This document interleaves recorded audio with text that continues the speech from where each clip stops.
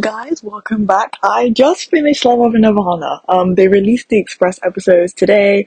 If you don't have the Express package and you just have VIP on Tencent Video, otherwise known as VTV, I do believe you'll be finishing the search show on Saturday. Um, and you can also watch it on Viki, and you know Viki's like late to the game because they get the shows late, but they have great subs. So if you're watching it on Viki, it might be later than Saturday that you guys will also be finishing watching it. If you don't want to be spoiled, like don't watch this video. But for those of you who haven't seen Love and Nirvana and kind of want to know what it's about, I'll tell you what it's about.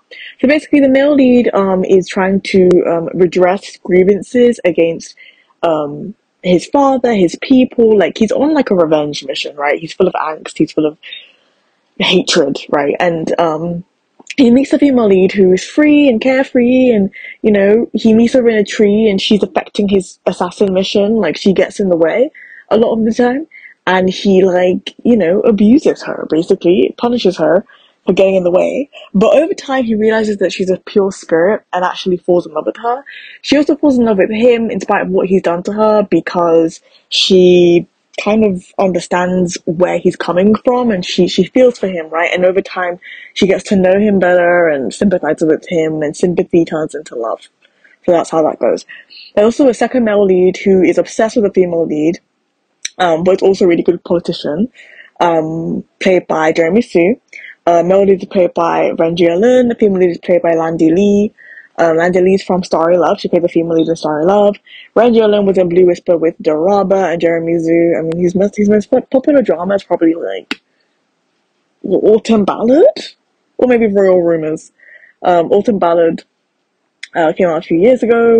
Royal Rumors came out like last year or this year. Anyway, it's a dark romance drama, so politics is really politically heavy. It doesn't really get romantic until like episode 25 onwards.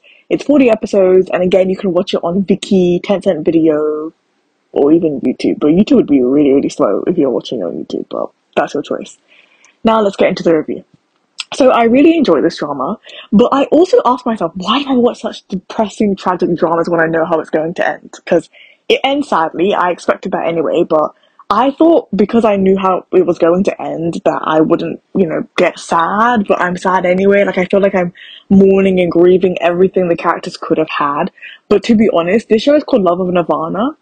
And in spite of the fact that like love is in the title, it's really a show about the path towards peace, and the ending and the progression towards the ending highlights that it was always a show about working towards peace rather than love. Love was not at the center, but peace was. And obviously love and peace are connected, but when it comes to individualized romance, or partnered romance, let's say, and I guess the world takes first place. I really enjoyed the performances in this drama. Everyone was super strong. I feel like I have a newfound love for Ren Jialin after watching this drama. I really enjoyed it. I love the OST. Like, the OST is so good. I'm adding it to my Spotify playlist. Like, I love the OST. Lu Yining sings the theme song as well, but it's just, all the songs are beautiful and they match the scenes that you're watching really well. It's also a very visually appealing drama. Like, everything looks really well put together.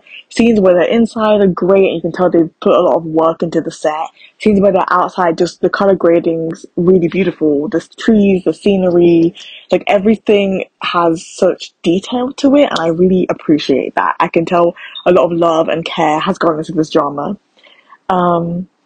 Yeah, like 40 episodes, they did it well. It was well written, it was succinct. I felt like it was a very smooth ride. The politics wasn't confusing, like I understood everything that was going on. If I was confused, a context clue would be provided or something.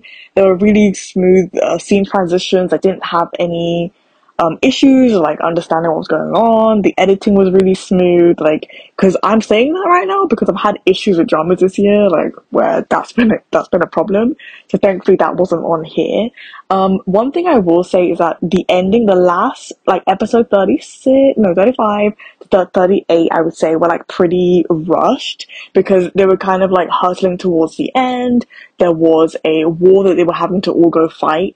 I did feel like I was getting a little bit of whiplash when I was watching those scenes, but they kind of picked it back up in episode 39 and 40. Because of that, Our rating's going from like a 9.5 to a 9, because it really bugged me. Like the rushed end really bugged me. I've seen worse rushed endings. I'm looking at you, Snowfall.